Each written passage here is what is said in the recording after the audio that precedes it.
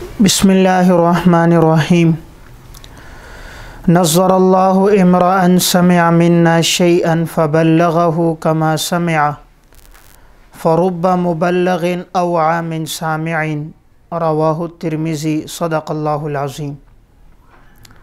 رسول اللہ صلی اللہ علیہ وسلم نے ارشاد فرمایا، اللہ رب العزت اس شخص کو تر و تازہ رکھے جو ہماری بات سنے اور اس کو آگے پہنچائے۔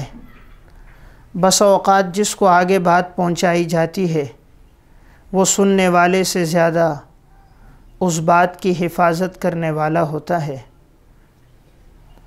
حضرات محدثین اکرام نے احادیث مبارکہ کو سیکھا، عمل کیا اور پھر ان احادیث کو آگے پہنچایا۔ یہ جو دین ہم تک پہنچا ہے یہ بڑی قربانیوں سے پہنچا۔ حضرات صحابہ اور سلف نے رسول اللہ صلی اللہ علیہ وسلم کے ارشادات کے لیے بڑی تکلیفیں اور آزمائشیں برداشت کیں۔ ایک ایک حدیث کے علم کے لیے انہوں نے طویل اسفار کیے، تب جا کر امت کے سامنے حدیث کا یہ ذخیرہ آیا۔ حضرات صحابہ اکرام میں ایک صحابی حضرت جابر بن عبداللہ رضی اللہ تعالیٰ عنہ ہیں۔ انہوں نے ایک حدیث کی خاطر 1 مہینے کا سفر کیا۔ امام بخاری رحمہ اللہ نے صحیح بخاری کتاب العلم میں باب باندھا ہے، باب رحل جابر بن عبداللہ مسیرۃ شہر الی عبداللہ بن انیس فی حدیث واحد، کہ حضرت جابر رضی اللہ تعالیٰ عنہ نے ایک حدیث کی خاطر 1 مہینے کا سفر کیا۔ امام بخاری نے تو وہ روایت نقل نہیں کی، اس لیے کہ وہ ان کی شرائط پہ پوری نہیں اترتی، وہ حسن درجے کی روایت ہے۔ امام بخاری نے اسے اپنی دوسری تصنیف الادب المفرد باب المعانقہ میں ذکر کیا کہ حضرت جابر نے ایک حدیث کی خاطر 1 مہینے کا سفر کیا ہے، تب یہ امت کے سامنے حدیث کا یہ ذخیرہ آیا ہے۔ حضرات صحابہ اکرام میں ایک صحابی حضرت ابو ایوب انصاری رضی اللہ تعالی عنہ ہیں۔ انہوں نے ایک روایت سنی حضرت عقبہ ابن عامر رضی اللہ تعالیٰ عنہ کے حوالے سے، تو ان کے دل میں یہ خواہش تھی کہ میں ان سے براہ راست اس حدیث کو سن لوں تاکہ سند عالی ہو جائے۔ تو اس حدیث کے سننے کے لیے انہوں نے مدینہ سے سفر کا آغاز کیا اور مصر پہنچے۔ 3 مہینے میں یہ سفر طے ہوا ہے۔ وہاں پر ان کی ملاقات مسلمہ بن مخلد انصاری سے ہوئی۔ انہوں نے کہا میزبان رسول حضرت ابو ایوب انصاری سے کہ آپ نے کس سے ملاقات کرنی ہے؟ فرمایا میں نے عقبہ ابن عامر سے ملنا ہے۔ حضرت عقبہ ابن عامر سے ان کی ملاقات ہوئی، ان سے وہ حدیث سنی۔ روایت سننے کے بعد دوبارہ سواری پر بیٹھ کر واپس جانے لگے۔ عقبہ ابن عامر نے بہت خواہش کا اظہار کیا کہ آپ میرے پاس ٹھہریں، کچھ آرام کریں، کچھ آپ کا اکرام ہو۔ فرمایا نہیں، میں نے یہ سفر علم کی خاطر کیا ہے، میں چاہتا ہوں یہ سفر علم ہی کے لیے ہو۔ چنانچہ دوبارہ سواری پر بیٹھے اور مدینہ آئے۔ یعنی مدینہ سے مصر کا اتنا طویل سفر حضرت ابو ایوب انصاری رضی اللہ تعالیٰ عنہ نے صرف ایک حدیث کی خاطر کیا ہے۔ اس واقعے کو امام احمد ابن حنبل نے مسند احمد میں، خطیب بغدادی رحمہ اللہ نے الرحلہ فی طلب الحدیث میں، اور امام حاکم نے معرفت علوم الحدیث کی النوع الاول میں ذکر کیا۔ تو حضرات صحابہ اکرام ایک ایک حدیث کی خاطر ان لوگوں نے یہ طویل اسفار کیے، محنتیں مشقتیں اس علم کی خاطر انہوں نے کی، صرف اس لیے کہ تاکہ امت کے سامنے ایک ذخیرہ آ جائے۔ حضرت عبداللہ ابن عباس رضی اللہ تعالیٰ عنہ حضرات صحابہ اور سلف سے علم سیکھنے کی خاطر فرماتے ہیں کہ میں ان کے دروازوں کے باہر چوکھٹوں پہ کپڑا ڈال کے بیٹھ جاتا تھا، دروازے پہ دستک نہیں دیتے تھے تاکہ ان کے آرام میں خلل نہ ہو۔ اب گرد و غبار اٹھتا ان کے چہرے اور کپڑوں پہ لگتا، اور جب وہ گھر سے باہر آتے تو کہتے آپ نے ہمیں بتایا کیوں نہیں؟ تو عبداللہ ابن عباس فرماتے کہ میں نے یہ چاہا تھا کہ تمہارے آرام میں خلل نہ آئے، میں چونکہ علم سیکھنے کے لیے آیا ہوں تو میں نے مناسب نہ سمجھا کہ میں تمہیں تکلیف دوں، اس لیے میں باہر انتظار میں رہا۔ اب جب وہ باہر آتے تو عبداللہ ابن عباس نے جو بات ان سے پوچھنی ہوتی وہ پوچھ لیتے۔ اس طرح انہوں نے یہ علم حاصل کیا۔ اس واقعے کو امام حاکم رحمہ اللہ نے المستدرک علی الصحیحین میں ذکر کیا ہے، اور امام حاکم اور ذہبی فرماتے ہیں اس کی سند بخاری کی شرط پر ہے۔ تو حضرات صحابہ نے اس علم کو بڑی محنتوں سے حاصل کر کے حضور کے یہ ارشادات امت کے سامنے پہنچائے ہیں۔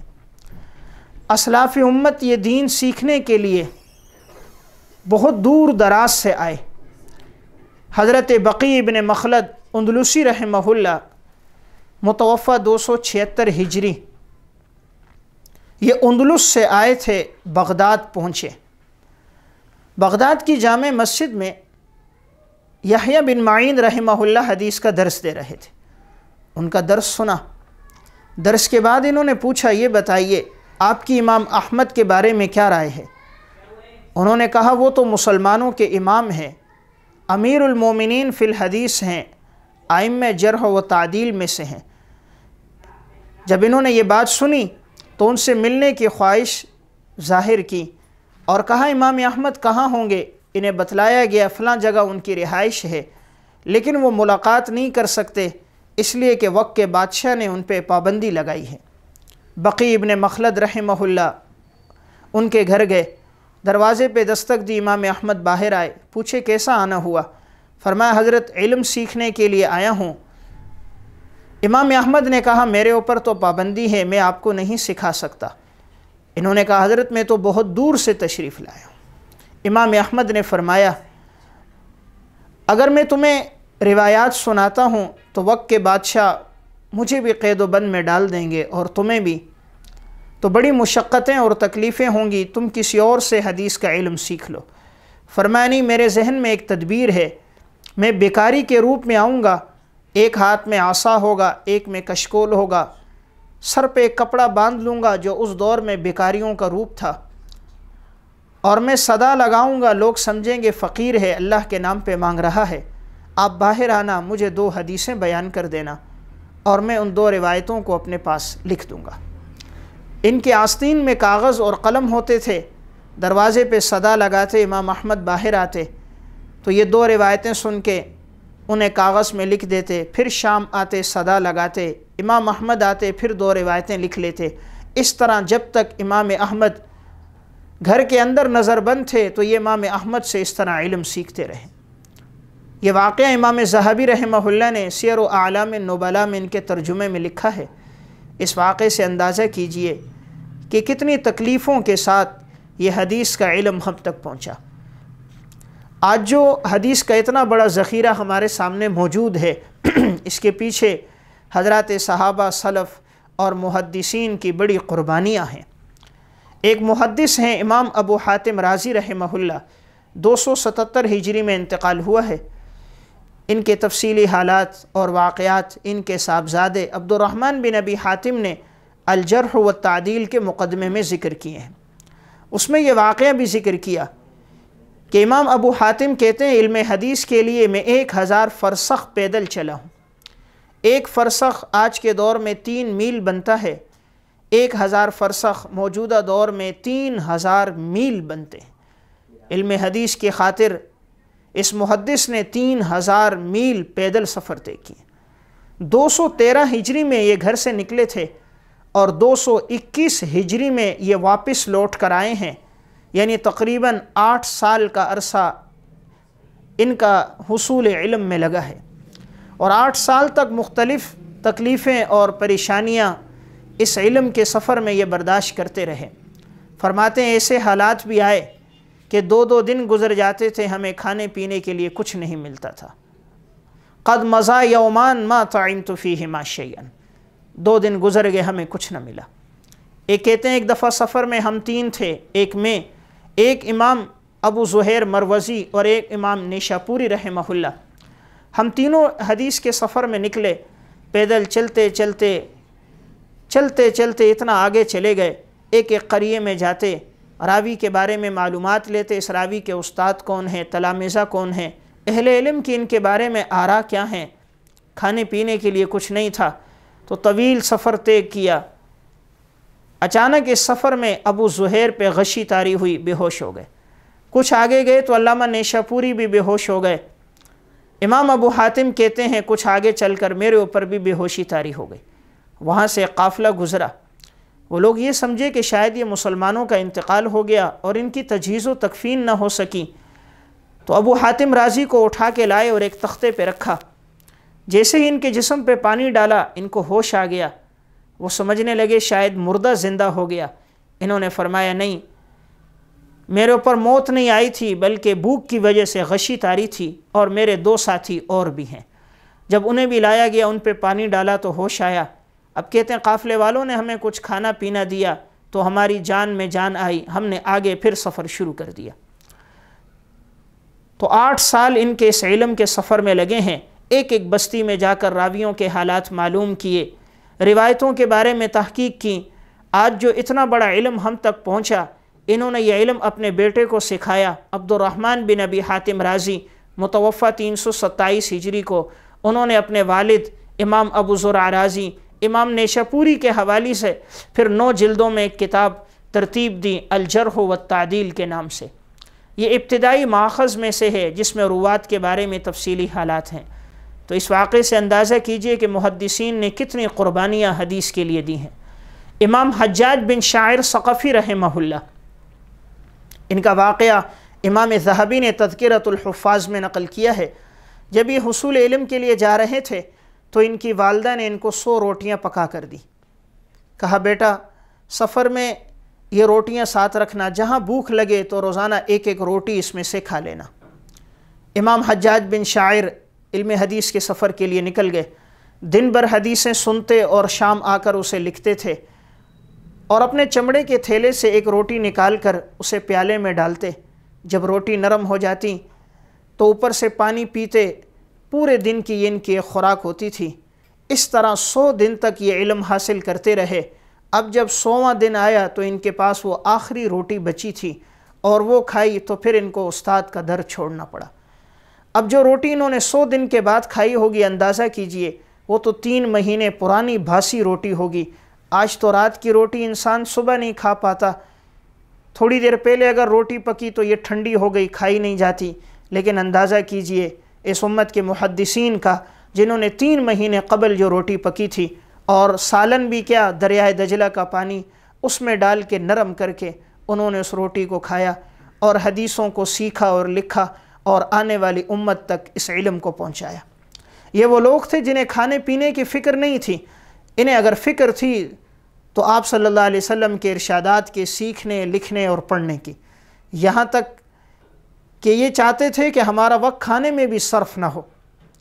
امام بخاری اور مسلم کے استاد ہیں امام عبید بن عیش رحمہ اللہ، ان کا واقعہ امام ذہبی نے تذکرۃ الحفاظ میں ذکر کیا ہے۔ یہ فرماتے ہیں اقمت 30 سنة ما اکلت بیدی وکانت اختی تلقمنی وانا اکتب۔ 30 سال میں نے اس طرح گزارے ہیں کہ میں نے اپنے ہاتھ سے کھانا نہیں کھایا، میری ہمشیرہ لقمہ بنا بنا کے میرے منہ میں ڈالتی تھی اور میں اس دوران لکھا کرتا تھا۔ یعنی 30 سال تک ان کے پاس کھانے کے لیے وقت نہیں تھا۔ یہ چاہتے تھے کہ یہ وقت بھی علم حدیث کی نشر و اشاعت میں لگے، تو مہربان ہمشیرہ لقمہ بنا کے منہ میں ڈال دیتی تھی، جب وہ ہوتی تو اس طرح کھا لیتے، نہ ہوتی تو فاقہ کرتے۔ تو یہ دین جو پہنچا بڑی قربانیوں سے پہنچا۔ حضرات محدثین نے اس کے لیے بڑی قربانیاں دی ہیں۔ ایک محدث ہیں محمد بن عبد الواحد اصبہانی رحمہ اللہ، متوفہ 516 ہجری ہے۔ ان کا واقعہ امام ذہبی نے تذکرۃ الحفاظ میں ذکر کیا ہے۔ انہوں نے بتلایا کہ میں نے اس علم کی خاطر 120 سے زائد شہروں کا سفر کیا۔ ہرات گئے، بلخ گئے، سمرقند گئے، کرمان گئے، جرجان گئے، کوفہ گئے، بصرہ گئے، نیسابور گئے، مدینہ گئے، مکہ گئے۔ 120 شہروں کے نام انہوں نے بتلائے ہیں۔ یعنی آج ان شہروں کے نام انسان گن گن کے تھک جاتا ہے، لیکن یہ وہ مرد قلندر مجاہد تھے جو ان شہروں کا سفر کرتے بھی نہ تھکے۔ 120 سے زائد شہروں کے سفر اس محدث نے کیے اور اس طرح حدیث کے ذخیرے کو امت تک پہنچایا۔ یہ وہ لوگ تھے جن کے پاس اتنی گنجائش نہیں ہوتی تھی کہ یہ لوگ اپنی سواری خرید سکیں، سواری کا کرایہ دے سکیں، تو پیدل ہی سفر طے کرتے تھے۔ ایک محدث ہے امام محمد بن طاہر رحمہ اللہ، 507 ہجری میں ان کا انتقال ہوا ہے۔ امام ذہبی نے تذکرۃ الحفاظ میں ان کا واقعہ ذکر کیا، فرمایا علم حدیث کے لیے میں پیدل چلتا تھا، پیدل چلنے کی وجہ سے میری حالت یہ ہو گئی تھی، جب میں پیشاب کرتا تھا تو اس میں خون آتا تھا، جب میں پیشاب کے لیے بیٹھتا تو میرے پیشاب میں خون آتا تھا، اتنا میں حدیث کے علم کے لیے پیدل چلا۔ تو حضرات محدثین نے بڑی قربانیاں دیں کہ آج جو امت تک یہ علم پہنچا، اس کے پیچھے اسلاف کی قربانیاں ہیں۔ لیکن آج ہمارے پاس وقت نہیں ہے کہ ہم 5 منٹ 10 منٹ نکال کر آپ صلی اللہ علیہ وسلم کے ارشادات کو پڑھ سکیں۔ امت کے پاس آج اتنا وقت نہیں کہ وہ حضور کے ارشادات کو سیکھ سکے۔ اگر کہیں درس حدیث کا حلقہ لگتا بھی ہے تو مختلف مجبوریاں پریشانیاں ظاہر کر دی جاتی ہیں اور مختلف آزار بتلائے جاتے ہیں، لیکن اس امت کے اندر ایسے لوگ بھی آئے کہ جنہوں نے مختلف اسفار کر کے حدیث کے ذخیرے کو ہم تک پہنچایا۔ سنن ابی داؤد میں روایت ہے، حضرت کثیر بن قیس رحمہ اللہ کہتے ہیں، میں دمشق کی جامع مسجد میں حضرت ابو الدرداء رضی اللہ تعالیٰ عنہ کے پاس بیٹھا تھا۔ اتنے میں ایک شخص آیا ان سے حدیث سیکھنے کے لیے، فرمایا انی جئتک من مدینۃ رسول صلی اللہ علیہ وسلم ما جئت لحاجت، میں آپ کے پاس آپ صلی اللہ علیہ وسلم کی حدیث سیکھنے کے لیے آیا ہوں، اس کے علاوہ مجھے اور کوئی حاجت نہیں۔ بلغنی انک تحدثہ عن رسول اللہ صلی اللہ علیہ وسلم، مجھے یہ بات پہنچی ہے کہ تم حضور کے حوالے سے روایت نقل کرتے ہو۔ اب ابو الدرداء رضی اللہ تعالیٰ عنہ نے انہیں حدیث بیان کی تو دیکھیے انہوں نے کتنا طویل سفر طے کیا، مدینہ سے دمشق کا طویل سفر حدیث کی خاطر کیا۔ تو حضرات محدثین نے بڑی تکلیفیں برداشت کی۔ اس دوران ان کے پاس کھانے پینے کے لیے بھی کچھ نہ ہوتا تو یہ لوگ گھاس کھا کر گزارا کیا کرتے تھے۔ امیر المومنین فی الحدیث امام بخاری رحمہ اللہ، متوفہ 256 ہجری، امام ذہبی نے سیر و اعلام النبلاء میں ان کا واقعہ ذکر کیا ہے۔ یہ فرماتے ہیں جب میں آدم بن ابی ایاس رحمہ اللہ کے درس میں تھا تو ایسے حالات بھی آئے کہ ہمیں کھانے کے لیے کچھ نہیں ملتا تھا۔ فرمایا ایک دن گزرا، دوسرا دن گزرا، پھر تیسرے دن میں نے کچھ گھاس کھائی، اس سے اپنا گزارا کرنے لگا۔ اب اللہ کی طرف سے مدد آئی، ایک شخص آیا اور اس کے پاس ایک تھیلا تھا جس میں دراہم تھے، اور انہوں نے مجھے دیا اور کہا اس سے اپنی ضرورت کو پورا کرو۔ کہا پھر جب میں نے لیا تو اس سے میری ضرورت پوری ہوئی۔ تو دیکھیے ایسے حالات بھی آئے کہ فاقہ بھی کرنا پڑا، گھاس بھی کھانی پڑی، تب امیر المومنین فی الحدیث امام بخاری نے امت کے سامنے اس حدیث کے ذخیرے کو پہنچایا ہے، اتنی مشقتوں اور تکلیفوں کے بعد۔ حالات ایسے بھی آئے ان پر، تاریخ بغداد میں ان کا واقعہ ہے، فرماتے ہیں کھانے پینے کے لیے کچھ نہ بچا تو چند میرے پاس جو باقی رہا میں نے فروخت کر دیا۔ اب اتنا بھی نہیں تھا کہ میں ضرورت کا لباس پہن کر باہر نکل سکوں، صرف اتنا لباس تھا جو میری شرمگاہ کو چھپا رہا تھا، تو پھر استاد کے درس میں حاضر نہ ہو سکے۔ چند دن گزرے تو شاگرد آپس میں بات کرنے لگے، ہمارے ساتھ ایک ساتھی ہوتے تھے محمد بن اسماعیل، وہ کیوں نہیں آ رہے؟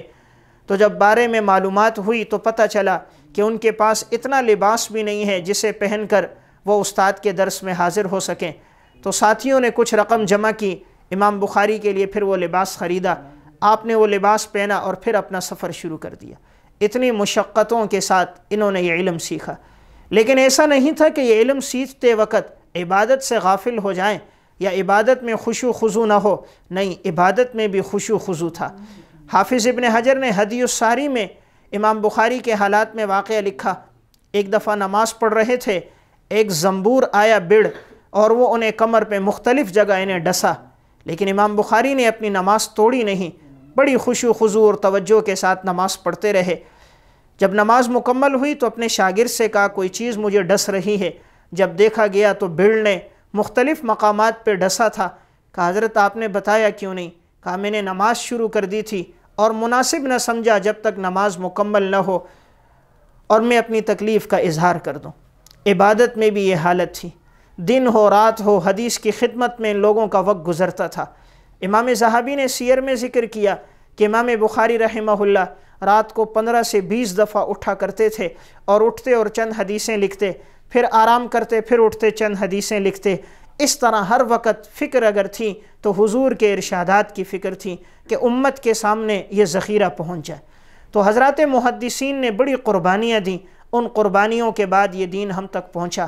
اب ہماری ذمہ داری ہے حضور کے یہ ارشادات سیکھ کر اپنی زندگی میں لائیں اور آنے والی امت تک پہنچائیں۔ اللہ ہمیں عمل کی توفیق عطا فرمائے۔